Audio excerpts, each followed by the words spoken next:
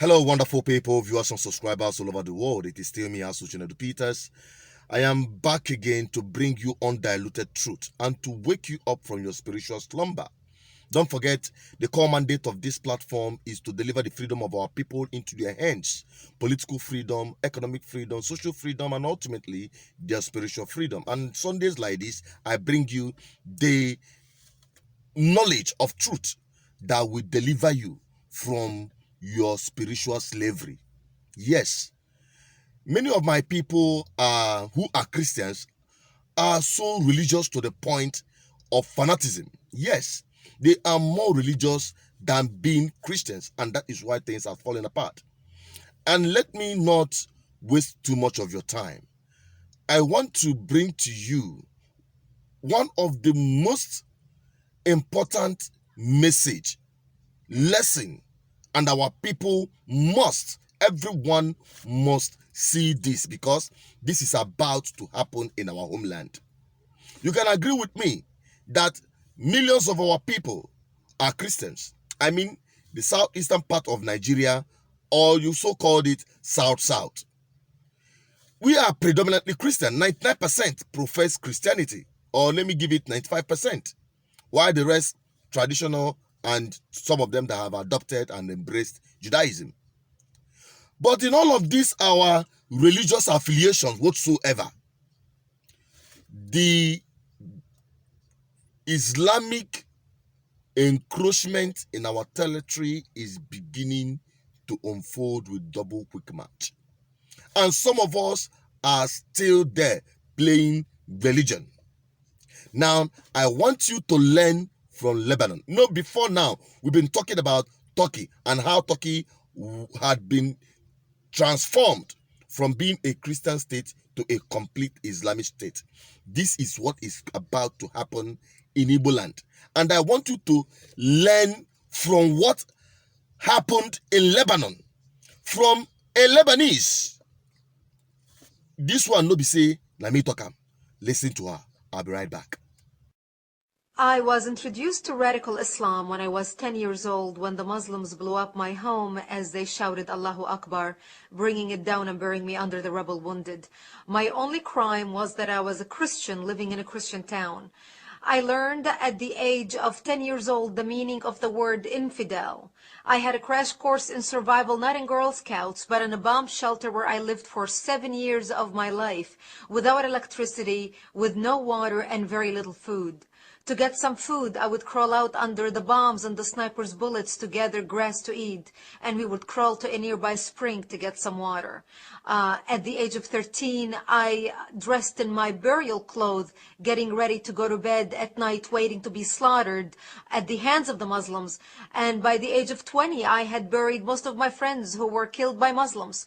And we were not Americans living in New York, and we were not British citizens living in London. We were Arab Christians living in Lebanon. I come from Lebanon. Many people do not realize that Lebanon used to be the only majority Christian country in the Middle East. We were open-minded, we were fair, we were tolerant, we had open border policy, we welcomed everyone into our country because we wanted to share with them the westernization which we had created in the heart of the Arabic world and the Middle East. Because of the majority Christian presence in Lebanon, we were good in commerce, we focused on building the country. In a very short period of time, Lebanon became Paris of the Middle East, the banking capital of the Middle East. But sadly, because of our open border policy and our open-mindedness and tolerance and fairness, we welcomed people who were not supposed to be in our country in the first place. Muslims used to send their children to study in our universities because we had built the best universities in the Middle East and the Arabic world. They graduated and they stayed and worked in our economy because we had built the best economy in the Arabic world, even though we did not have any oil. But even though we had the problems with the Muslims, especially as the population, the Islamic population grew because of the multiple birth rates, and we, the Christians, started shrinking because we simply do not get married to multiple wives like they do. We don't have many children like they do. So over 20, 30 years of this trend, they became the majority and we became the minority. But we always had the problems maintained between the Christians, who have become the minority, and the Muslims, who have become the majority, until the influx of the Palestinians out of Jordan, which we as a civilized country, as an open-hearted country, took them in. Here we took in a group of Palestinian terrorists. Yasser Arafat was kicked out of Jordan when he tried to overthrow King Hussein out of power. But because of the dictatorship of the king, King Hussein kicked them out and actually killed more Palestinians in Black September than the state of Israel has killed in all its existence. We, as a majority Christian country, open-minded and fair and tolerant and multicultural, we were the only Arabic country that took a third wave of Palestinian refugees into the country. Once they came in, the majority of them were Muslims. They put their heads together with the Muslims in Lebanon and declared war on the Christians. And that's when the civil war began in 1975. I was 10 years old when the war started. Because of the presence of the Palestinians and because of the open border, a lot of Muslims poured into from Arabic countries throughout the Middle East to help the Palestinians establish a presence in Lebanon. They wanted to use our open borders, our laws, our westernization, our fair and open-mindedness against us, using our laws against us. People do not realize that Lebanon is a republic, very much like the United States of America. So our enemy was able not only to infiltrate our country, but also use our existing laws to their benefit to establish their presence and twist the laws to their side. And we had many people in the country, including many Christians, who actually marched with the Palestinians and the Islamists, asking for more Islamic representations in the government for them, thinking that they're taking on the cause of the underdog. However, once the massacring began in 1975, once the Muslims became the majority and started taking over Christian cities and towns and killing them, that's when they would walk into the Christian homes. And some of those Christian leftists who basically demonstrated with the Islamists and said, "What do you mean you're here to kill us and to slaughter us? We demonstrated with you. We pushed for your rights in the government. We pushed for you to take a part of whatever we had established." And the trends that we saw happening in Lebanon, once the Muslims and the Palestinians started massacring the Christians, and they would walk into Christian homes, and even some of them leftists who demonstrated with the Islamists and fought for new laws to be established in the country to protect the presence of the Palestinians who came to the country under refugee status. The Muslims would kill them, and they would tell them, "You were as infidels as any other infidel, and you deserve nothing but death." And those stories we heard from those who fled and came to our area, which was the last Christian area left in southern Lebanon. And this was the price that we paid for our open-mindedness and our tolerance of those who came into our country, who had no intention of assimilating with us, who had no intention in becoming a part of the Lebanese society and advancing with our Western advancement in the Middle East, but wanted to come, and once they became the majority, wanted to impose their backwardness, their way of life, their way of being on us, which brought our culture down.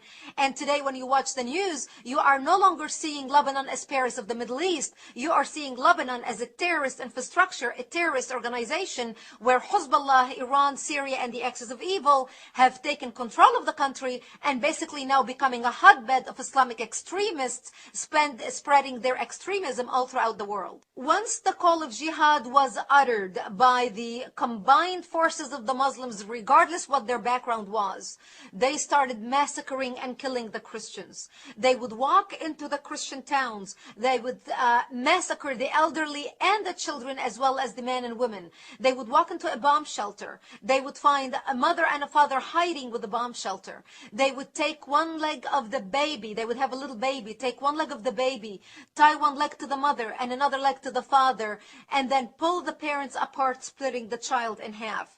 They would walk into our churches. They would urinate and defecate on the altar using the Bible as toilet paper. They would crucify the Christian men on a cross and then put honey on their chest and on their private parts to kill them so they can be stung by bees as they died slowly. This became the fate of the Christians. During the Lebanese Civil War, and which was, by the way, not a war between the Lebanese Christians and the Lebanese Muslims. It was a war between the Lebanese Christians trying to defend their existence existence in the Middle East and their democracy in the Middle East.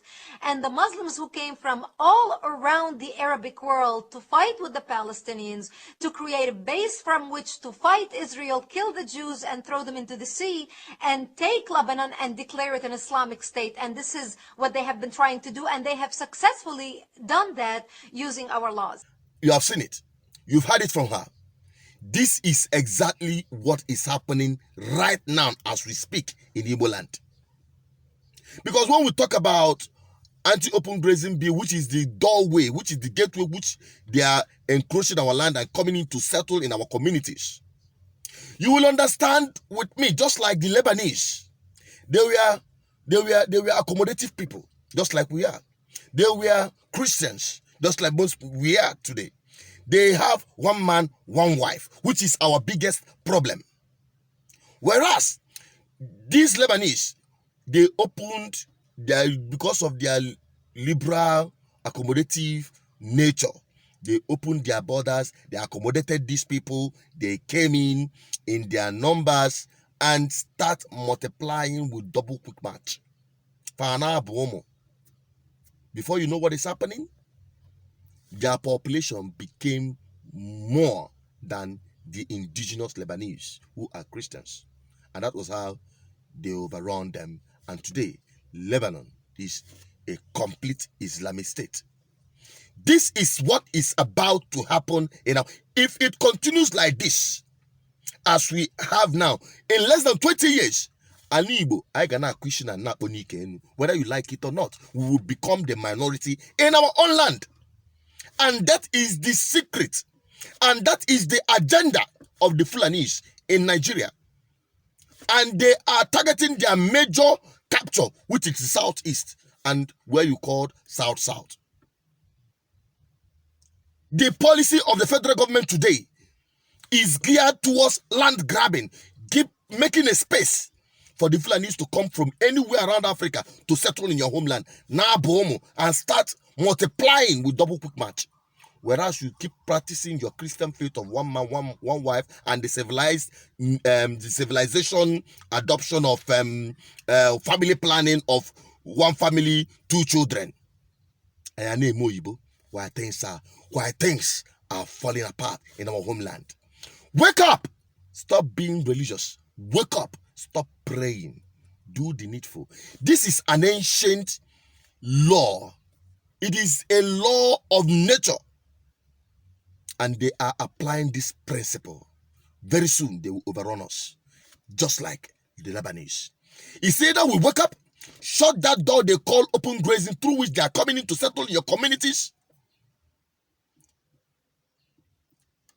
or else in 20 years, I'm not prophesying, I'm telling you what will eventually happen. 20 years, here will be overrun. They must have settled in your communities that their numbers will be greater than your own people in your community. In a Kokotan Union, they will tell you that they own the land. Just ask Benue people. They're already claiming ownership of Benue State, their land. That is what they will do. Shut that door. They called open grazing.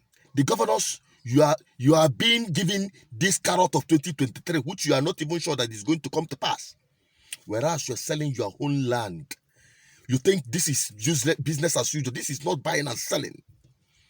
We mean business. You see that anti-open grazing bill? It must be signed into law. What is holding us is you. One, you didn't share the video. Two, you don't take it serious. Three, you don't even think that this danger or this thing that we're talking about, it is mere propaganda. That is what you're thinking. That is why you're not sharing the video. That is why you're not taking it serious. You guys are the ones holding us. We need to shut this door down. End open grazing. Because time will come, even these your churches will be turned into mosque. All these cathedrals you are building, they will be all turned into mosque. I am not prophesying, like I said earlier. This will happen eventually, just like it happened to the Lebanese. It's either we learn now, join the campaign to end open grazing. You don't know why we're saying these things. Go to Taraba State. They have already started pushing for anti-open grazing law to end open grazing because the Taraba people have said enough is enough. These guys have come in to take over our land. I mean, the Hausa people, they are beginning to wake up. There are some of them are even Islams. So it is not just about Islamization. It's about conquest. It's about taking over your native land. They are waking up. Predominantly middle belters who are Christian, the Tifis, the Domas, they are all waking up. The Southern Kadunas, they are all waking up. Igbos are sleeping. We are still doing buying and selling and speaking in tongues, expecting miracle and asking God to come down from heaven to help us. God will not do that. We have to wake up now before it is too late. I've delivered the message. Wait for the second message, which is the kind of bomb. I call it Armageddon of the truth, which I'll be bringing right after this. I'm signing out. Don't forget, if you're new on this platform, keep subscribing, keep sharing, keep liking. Together, we will be free. If only we work together. I'm signing out. Stay safe.